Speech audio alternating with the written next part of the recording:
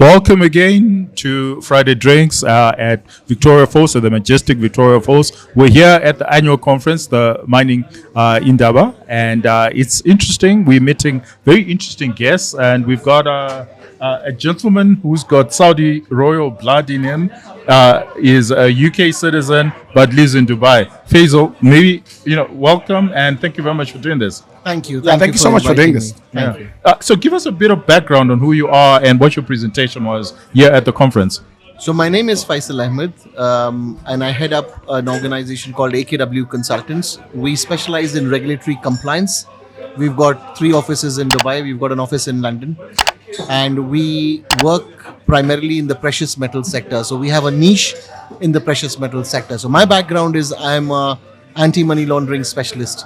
So a practitioner, worked with KPMG and PwC most of my career, based out of London. And then worked with HSBC, rolled out global standards for HSBC, was a director with them, heading up as a global head for client due diligence. And for the last almost 10 years now, 9+ years, into consulting in Dubai. We've been servicing and working with a number of banks across the region, Middle East, GCC region. And over the years, in the last 5 or 6 years, there has been a lot of focus on the precious metal sector being one of the highest risk sector for AML, anti-money laundering and counter-financing of terrorism, as well as for the responsible sourcing of gold. So we've kind of pioneered in the precious metal sector, particularly working with a number of gold refineries in Dubai, as well as across the region. We work with companies in Europe, in India, in Middle East. That's what we do. Wow, that's an impressive CV. And thanks to NetBank for actually sponsoring the show. And these are the sort of guests we get here. Fantastic. So, tell us a bit more about your presentation here today, and the work that you do with mining houses in Zimbabwe. So it's a pleasure to be invited here at the conference. So this is the annual Chamber of Mines of Zimbabwe, the conference, and I was here to come and talk about the gold trading, to give it an international perspective. So we operate, my office, we're headquartered in DMCC, which is Dubai Multi-Commodities Center. And, the gold policy desk sits in DMCC for the UAE. There is something called Emirates Bullion Committee, UAE Good Delivery. It's a kind of an accreditation. So we are UAE Good Delivery auditors, and I was requested to come and give a talk and talk about from the perspective of the international market. So my presentation today talked about what are the global hubs for gold. If you look at the global hubs, there are 12 countries I can name. You've got US, China, India, South Africa, Switzerland, London, Dubai, and you have the Dubai Gold Exchange, you have the Moscow Gold Exchange, the Shanghai Gold Exchange, you have COMEX in the US. If you see these are all in the global north, all in the northern hemisphere. When you look at the producing countries, they're all in the global south, in the southern hemisphere, in Africa and Latin America. These are the major sources from where gold producers. So the price... Is that not a historical Absolutely. thing? So if you look at it, the price, the refining, the trading is all determined by the global north. So my presentation today was about how do we actually take this not as a challenge but as an opportunity. How do we bridge the gap between the producing countries and the consuming countries? I talked about UAE's role. UAE is right now the second largest hub for gold trading. The gap. This is just in the last 10 years, right? Yes, in the last 10 years, and particularly in the last 5 years, there has been a lot of focus on regulating the market. UAE as a country has recognized that gold trading is one of the key businesses, and we need to have solid controls and regulations in place. So if you look at it, the AML regulations, they apply to this sector as a designated non-financial businesses and professions, gold sector is a higher risk sector for multiple reasons, right? So the AML and the Counter Financing of Terrorism (CFT) regulations apply to the gold sector, and then along with that, the OECD guidelines on responsible sourcing of gold, the supply chain, has to be followed. So yes, absolutely. I mean, Dubai. And how does is a Zimbabwe growing fare? Because we export a lot of our gold. In fact, I think 90% of our gold ends up in Dubai. Yes. And how are we And doing? we're as far as, infamous. I think there's a Netflix documentary about gold smuggling out of Zimbabwe. It was Al Jazeera. Oh, sorry, Al Jazeera, Al Jazeera. yes. My The bad. gold mafia. The 4 gold mafia. episodes, Yeah, yes, yeah. And I think Dubai features in that. in Yes. that quite a lot. You see, again, I give you examples. There is a lot about perception and reality. Of course, I'm not saying that there are no problems. Problems exist everywhere. If you see the safest countries, the most developed countries still have pockets, where you have, there is crime, right? So you can't say, but, of course, I mean, I can't comment on that investigation in terms of, how it was done or what was done. But what I can say is, definitely there is gold which is being supplied not just from Zimbabwe, but from across the African continent coming into Dubai. Dubai has put in a lot of controls in place. So for people who don't know that, there is responsible sourcing guidelines which are put in place. So you have two categories of refineries. You have the UAE Good Delivery. It's an accreditation. There are only 3 refineries in the UAE who have that accreditation. And then you have the other refineries who have all been mandated for the last 2 years to undergo responsible sourcing audits. We are one of the UAE Good Delivery auditors. We've audited about 15 refineries in the last 1 year, 1.5, 2 years, right? And if you see, we are recognizing the challenge. So if you look at, a refinery is a choke point, from any trader who's bringing in doré from Africa or Latin America goes into a refinery, right? As long as you have the right management systems in place, you are able to identify the supply chain risk and you're able to mitigate that risk, it's totally acceptable. So, and I think, yes, UAE is working on this. Coming to talk about Zimbabwe in particular, it has, today I heard in one of the presentations, more than 60 minerals exist. Yeah. Right. There is a large quantum of gold which is extracted and exported from here, right? The whole idea is, how do we legitimize this? How do we actually, it is possible that not everybody is doing wrong. There may be, there's a bad apple everywhere, right? Yeah. But then the whole country is blamed. The whole industry is blamed, right? How do we overcome that? How do we actually have a secure supply chain all the way from mine to the market? If we are able to establish that, demonstrate that, get the right investment in place in terms of compliance. When we say compliance, it's not a tick box exercise. I can have a fire alarm, I can have a smoke detector, but we can still smoke here, right?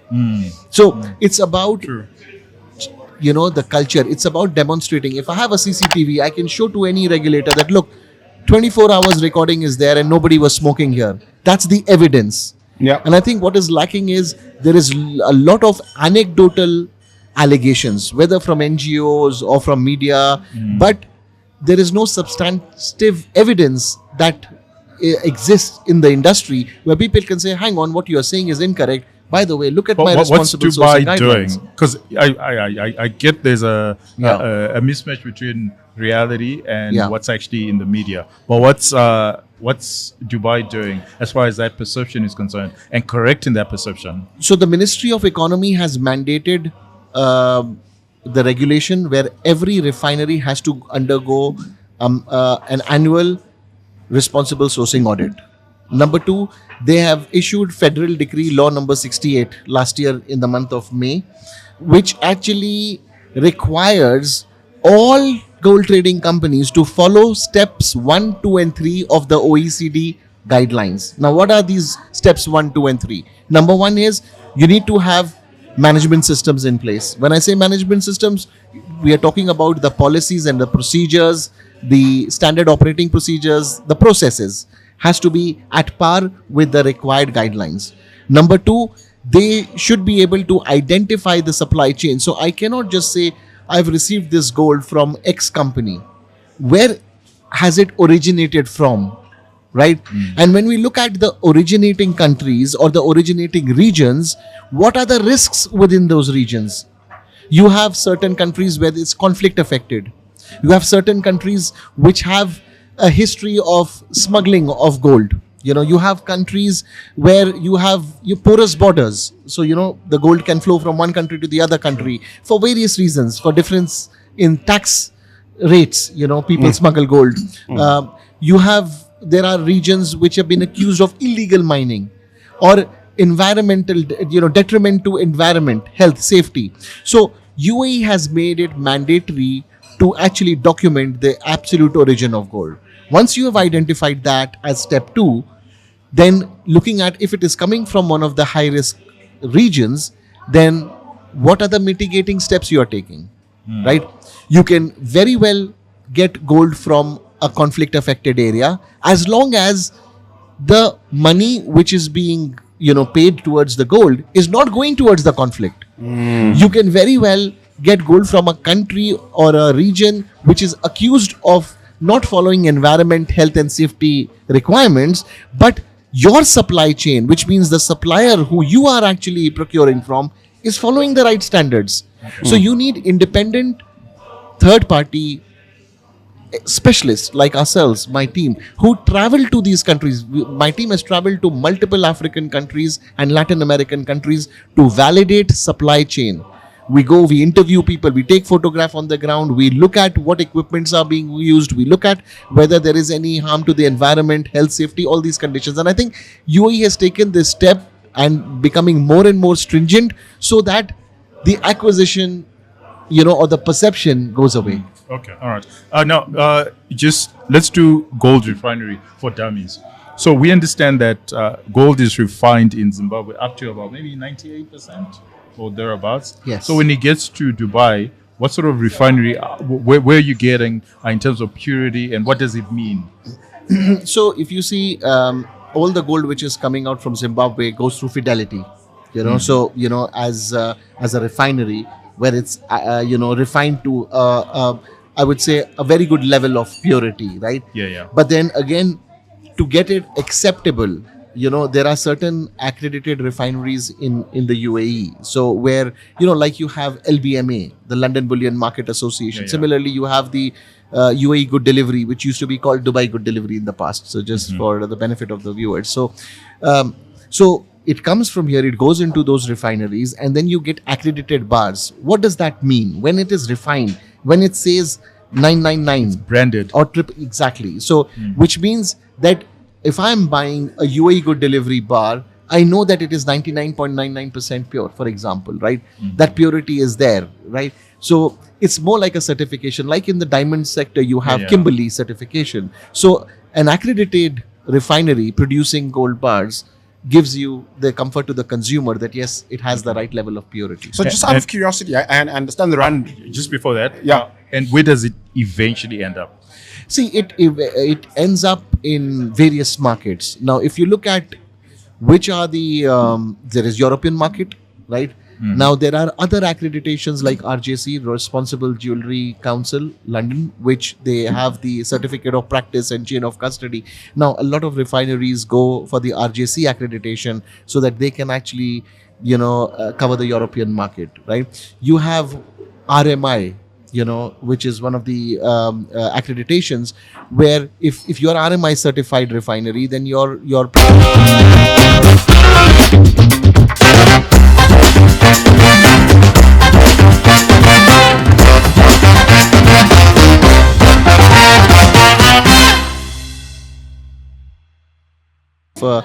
luxury watches, you have gold content. So it ends up, RMI is a certification which is acceptable by these multinational large business houses. You have UAE Good Delivery.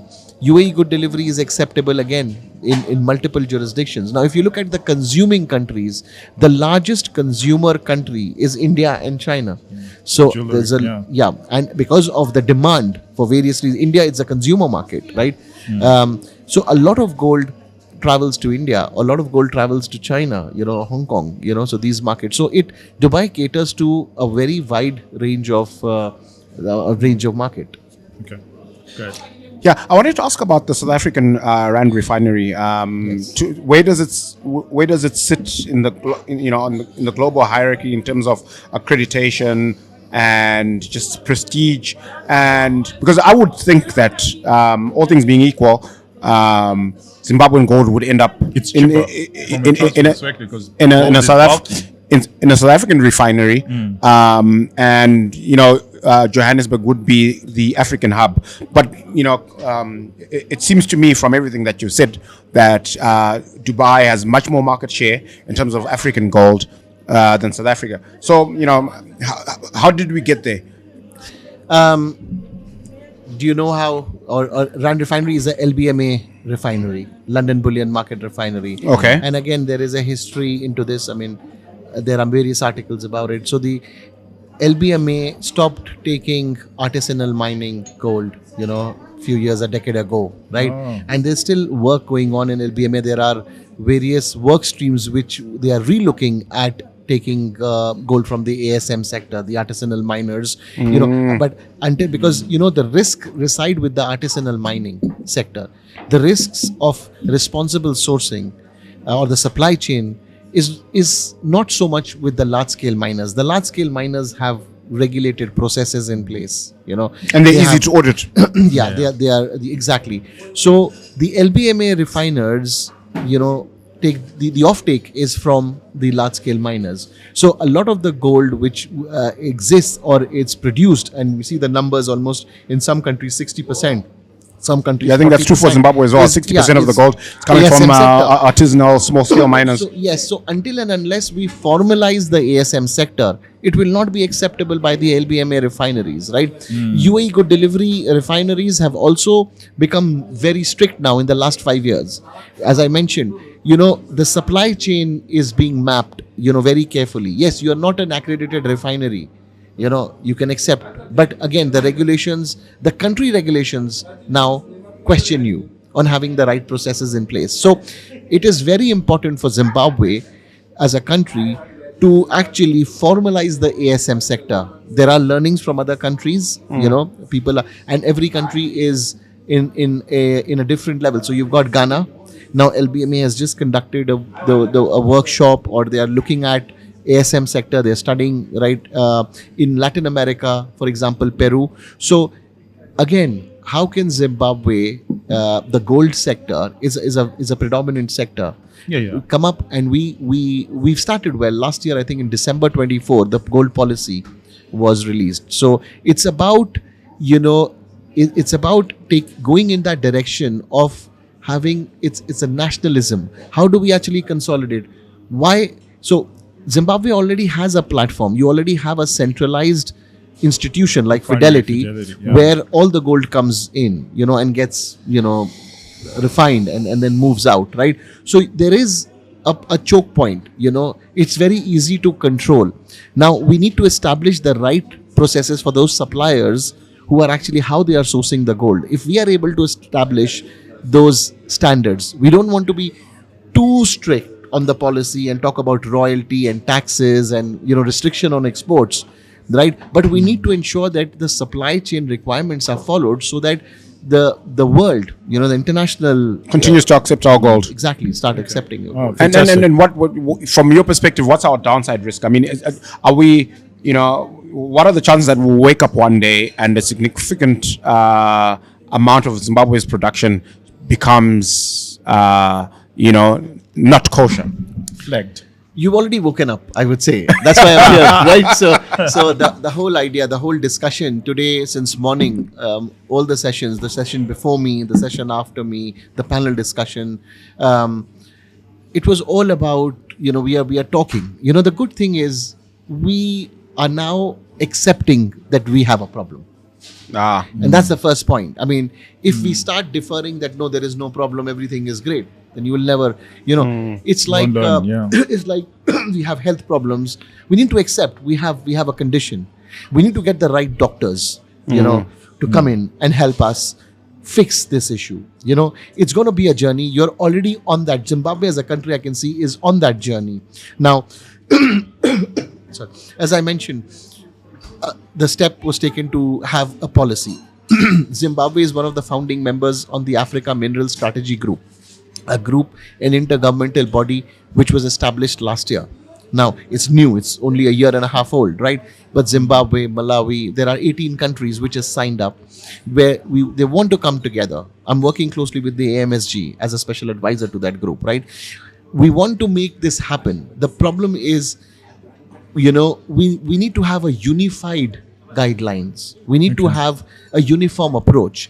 If I have porous borders next door to a country, and if there are zero taxes in that country, giving you a basic example, and there is a 10% royalty here, then people will move out. Incentive is, So we need to formalize the ASM structure. We need to incentivize the small scale miners, right? We need to give them the equipment. If somebody is earning $10 a day, and they are panning gold, the people who are making the money, whether it's the refiners or the aggregators or the traders, they have to invest in equipments, invest in skill development, invest in training the people how to actually extract gold. And I think Zimbabwe has taken that initiative. Yes, I wouldn't say ahead of the curve, but yes, taken that initiative. It's a journey. But what is the benefit? One of the other questions you asked is, if we do all this, see, today the gold from the producing countries, and not just Zimbabwe, and historically, it's been sold at a massive discount. Why? Because we are not legitimately selling it as an accredited gold sourced responsibly, right? So there are, what kind of discounts are we talking here? It varies. You can it varies from up 1% to 12% as well. Wow, of course, 1% in gold, it's a lot. But if you see, it is now gradually this discount business is closing. Why? Because more and more regulations are coming in, and more, I'm talking particularly from the Dubai perspective, is the offtake they have to follow certain stringent processes, right? The producers in Africa are also maturing. They understand the gold market. You don't want to be exploited, right? So by anybody in the world, right? So now you need to have the right step. If you have an accredited product, it commands a higher price, like a branded, a t-shirt or a cap or whatever, branded shoes, they command a higher price, right? So in order for you to reduce that gap of discount, yes, a legitimate discount is acceptable, but a massive discount is actually jeopardizing the interests of the producers. We need to look at the socio-economic benefits of the producers, and the benefit has to be equally shared across the value chain, not just by one side. Fantastic. I know we've taken a lot of your time. I've just got one more question. Yes. I was going to ask that we move and we segue into the Middle East. And then you just give us a glimpse of what's actually happening in the Middle East, because there are exciting things that has been happening. We start with Trump's visit to the Middle East, which was last week, and that was an overall success, or so we think. But maybe give us a glimpse from someone who's actually sitting in the UAE. Yeah, so I'm not a spokesperson for the Middle East, but as a resident in the Middle East, I can certainly say that there are promising times, and you can see the growth, the trajectory. I talk about UAE in particular. You see the growth, that it's tremendous growth, whether it is infrastructure, whether it is the geographical look, the proximity. So if you look at UAE, and then of course, I won't rule out Saudi. Saudi is also upcoming. You see how Riyadh is performing, or you see Qatar now, Doha. These are the three places that Donald Trump actually visited, and there has been some fantastic business deals, which have taken place, which will benefit the entire Middle East as well as but the now US. the Middle East as an AI hub. Yes, so I mean, very recent news that the largest AI data center has been established outside of the US in Abu Dhabi. It's just been announced, I think, Yeah, yeah. yesterday's news.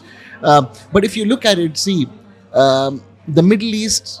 When I talk about the GCC countries and in particular the UAE, has a very progressive approach. A very progressive approach, and the geopolitical situations, they don't get involved in the geopolitical situation.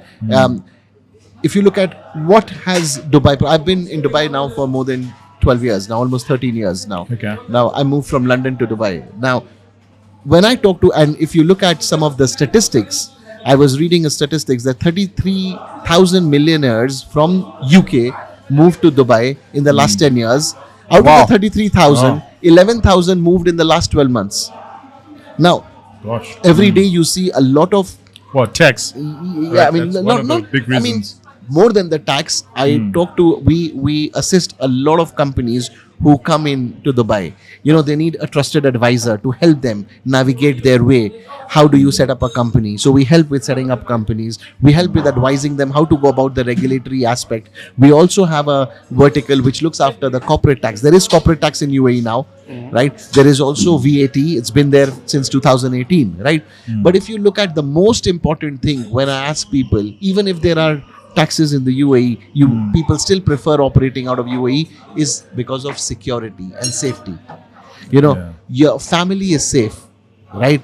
I can keep a bag of cash, gold here, and I can walk out, and come back tomorrow. It will remain here. And I have personal experience of leaving my wallet.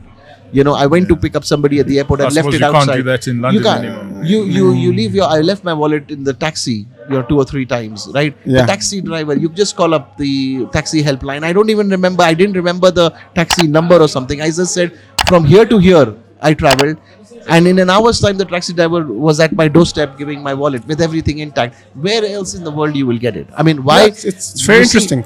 It reminds me of a Lee Kuan Yew anecdote where, when he was at law school in the UK, back in that day, the newspaper stands, you could just, walk up to a newspaper stand and pick up a newspaper and Leave the drop cash, a note and pick your change.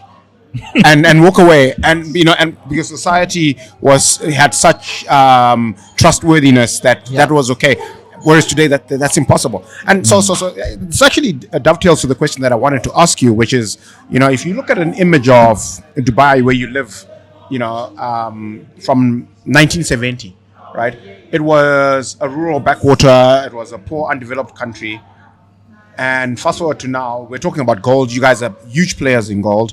I don't think you've got any meaningfully big gold mining operations over there, but somehow you've got you're a big player in that trading space. So, what lessons can a poor undeveloped country like Zimbabwe learn from Dubai's journey, from being a rural backwater, undeveloped and poor, to this phenomenal place that it is today, attracting millionaires from the UK? Visionary leadership. So if you look at the visionary leadership, which is about visualizing where we want to be, as you mentioned, from 70s to now. I mean, just look at the last 20 years. I mean, let's take an example of Emirates Airlines. It's a hub. It's now a massive airport was being built. I read it in one of the books. The ruler of Dubai, Sheikh Mohammed, bin Rashid Al Maktoum, His Highness Sheikh Mohammed bin Rashid Al Maktoum. Actually, he issues books. He writes books. So there's a book. He's the CEO of the country. And in, I don't remember which book, but one of the books there was where his son or somebody asked him that, why you building an airport here? No planes stop in Dubai. This is dating back. I read it somewhere, and he said, I'm making the airport so that the planes can stop here. There's similar thing. I mean, it's a desert, right? But it's so green. I live in an area which is all green. Everything is green. It doesn't look like that you're living in a desert. You've got lakes. You've got greenery. How does that happen? So when plants, again in the same book or another book, a similar kind of answer, why you're planting trees? No birds come here.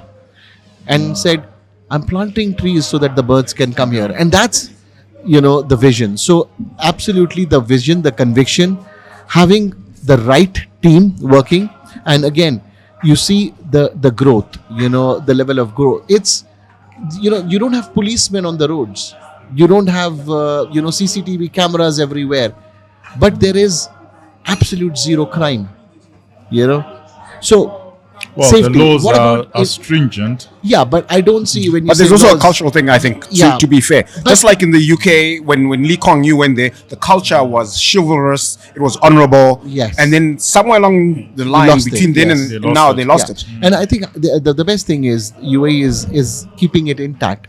The other thing is infrastructure. How easy it is to get a company set Payments. up, right? Things are digitalized.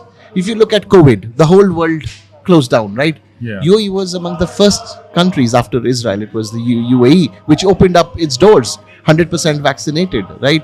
And then the tourists start coming in August onwards in 2020. So you look at the infrastructure, the roads, you look at the flexibility of doing business. It's, that is the advantage. It's because businesses can operate smoothly. You're not questioned, you don't get pressured, and you are allowed to do things the way you want to do. There are 200 plus nationalities who live there. So you see multicultural, environment. Phenomenal, So yeah. definitely, I mean, Well, it's advantages. Yeah. Thank you very much for this, eh? Yeah, it's And been thank a pleasure. Thank you so much, Such a Faisal. pleasure. And giving us a glimpse of the Middle East, and also the help that you're We giving. need, Zimbabwe we need to as far visit as, Dubai. What's a good time of the year to go there? Well, now I would say is any time of the year. So, except for 3-4 months. I mean, again, bridging the gap on the climate as well. So, up until last week, the weather was quite nice, at least in the evenings. But yeah, the best time is October to March. Yeah, winter. Okay. Winter, yeah. Yeah, winter time in Dubai. Thank you very much for Thank this, you. and I hope you found this useful as it was for us. Cheers.